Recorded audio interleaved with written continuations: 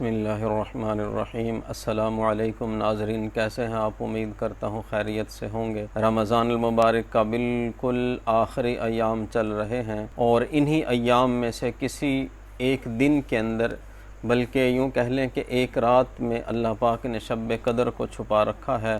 یہ بالکل مختصر سے دن رہ گئے ہیں، تو ہم اس چیز کی کوشش کر لیں کہ اس شب قدر کو ہم پالیں۔ اللہ پاک نے سورہ قدر میں ارشاد فرمایا کہ بے شک ہم نے قرآن کریم کو شب قدر میں اتارا، اور فرمایا کہ شب قدر کیا ہے۔ شب قدر کے بارے میں فرمایا اللہ پاک نے کہ شب قدر 1000 مہینوں سے افضل ہے۔ اس رات فرشتے اور فرشتوں کے سردار جبریل امین علیہ السلام اترتے ہیں اپنے پروردگار کے حکم سے۔ ہر امر کے لیے خیر ہی خیر اور سلامتی ہی سلامتی ہے، اور یہ فرشتے صبح طلوع فجر تک رہتے ہیں۔ سامعین محترم، اللہ پاک نے سورہ قدر کے اندر جو فضیلت لیلۃ القدر شب قدر کی بتائی ہے، اس میں ایک بات بہت نمایاں ہے۔ یہ رات ایک تو تمام راتوں میں سب سے افضل ہے، جس طرح جمعہ کے دن کو سارے دنوں پر فضیلت حاصل ہے، جس طرح رمضان کے مہینے کو سارے مہینوں پر فضیلت حاصل ہے، اسی طرح شب قدر کو تمام راتوں پر اللہ پاک نے فضیلت بخشی ہے۔ شب قدر کی فضیلت والی جو بات ہے، اس میں جو بنیادی چیز ہے، بنیادی بات اللہ پاک نے جو ارشاد فرمائی وہ یہ ہے کہ اس شب میں قرآن کریم نازل کیا گیا، اور قرآن کریم کا نازل ہونا ہی یہ ایسی برکت والی چیز ہے کہ جس چیز کی نسبت اس کے ساتھ ہوتی چلی گئی، اللہ پاک نے اس کو اسی طرح چار چاند لگائے، اور عظمتوں اور بلندیوں پہ اللہ پاک اس چیز کو لے گیا جس کے ساتھ قرآن پاک کی نسبت ہوتی چلی گئی۔ تو شب قدر کی سب سے اہم وجہ اس کی اتنی بابرکت ہونے کی یہ ہے کہ اس میں قرآن کریم نازل ہوا۔ اب دیکھیں، جس سینے میں قرآن پاک آتا ہے اللہ اس سینے کو اونچا کر دیتے ہیں۔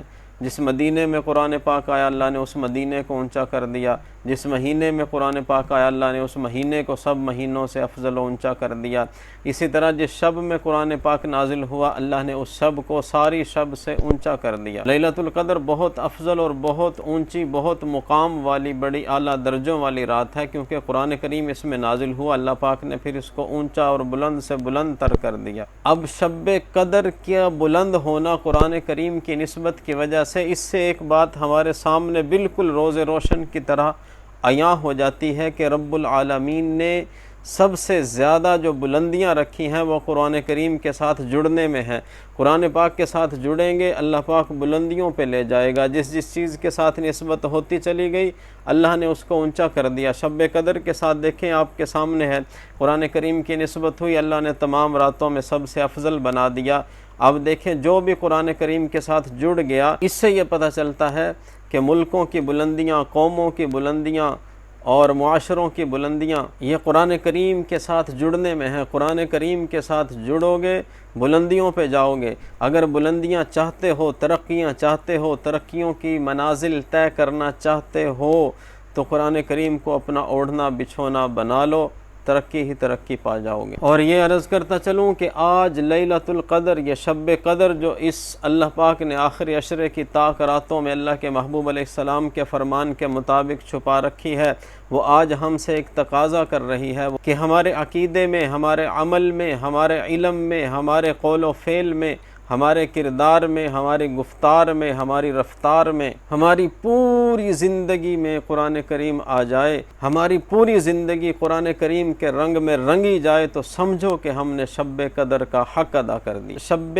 قدر کی ایک رات کی عبادت کا اجر 83 سال کی عبادت کے برابر اللہ پاک نے رکھا ہے۔ تو یہ رات امت محمدیہ کے دامن کو سعادتوں اور برکتوں سے مالا مال کر دیتی ہے۔ اس میں فرشتے نازل ہوتے ہیں، بلکہ فرشتوں کے سردار جبریل امین علیہ السلام نازل ہوتے ہیں، اور اس رات میں جو جاگتے ہیں ان کے لیے دعائے مغفرت اور رحمت کی دعائیں یہ فرشتے کرتے ہیں، اور ساری رات اعلان کرتے رہتے ہیں کہ جھولیاں پھیلاؤ، اپنے دامن پھیلاؤ، اللہ دے رہا ہے، لے لو۔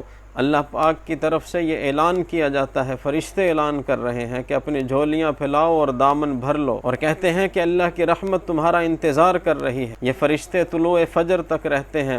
فرمایا اللہ کے محبوب علیہ السلام نے کہ اس شب قدر کو آخری عشرہ کی طاق راتوں میں تلاش کرو۔ اور آخر میں یہ عرض کرتا چلوں کہ شب قدر کا تلاش کرنا اس معتکفین جو اعتکاف میں بیٹھے ہوئے حضرات ہیں ان کے لیے بہت ہی آسان ہے۔ وہ کیونکہ اسی کام کے لیے مخصوص ہوتے ہیں، طاق راتوں میں خصوصی طور پہ جاگیں، अपने लिए दुआएं करें, उम्मत के लिए दुआएं करें, इस नाचीज़ को भी अपनी दुआओं में याद रखें और ज़्यादा से ज़्यादा इन रातों के अंदर दुआएं की जाएं। और दूसरे अमल भी करने हैं लेकिन उसके साथ ज़्यादा ज़ोर दुआओं पे रखें। अल्लाह पाक ख़ुसूसी तौर पे इन रातों के अंदर दुआएं कबूल फरमाते हैं। तो एतिकाफ़ वाले बड़ी आसानी से शब क़द्र को पा सकते हैं और एतिकाफ़ वाले तो होते ही ख़ास तौर पे इसी मकसद के लिए वहाँ पे बैठे होते हैं, ज़्यादातर यही मकसद होता है, क्योंकि वो अल्लाह के मेहमान होते हैं, बल्कि मेहमान ख़ुसूसी होते हैं। सब कुछ छोड़ छाड़ के अल्लाह के घर में जाके बैठ जाते हैं कि अपने आप को पाबंद कर लेते हैं कि या अल्लाह तू राज़ी होगा तो मैं यहाँ से उठ के जाऊँगा। इस तरह वो अपने आप को पाबंद कर लेते हैं कि या अल्लाह मैं तेरे दर पे पड़ा हूँ, जब तक पड़ा रहूँगा, जब तक तू राज़ी नहीं होगा। तो वो अल्लाह को वहाँ से राज़ी करके ही उठते हैं। इतिकाफ़ वालों के बारे में आता है कि उनका तो सोना भी इबादत है, उनका सांस लेना भी तस्बीहात और ज़िक्र अज़कार का सवाब उस पे लिखा जाता है, उनकी सांसों पे भी। तो इसी तरह अल्लाह हम सब से राज़ी हो जाए। अल्लाह पाक हम सब को अमल की तौफ़ीक़ अता फ़रमाए। आमीन।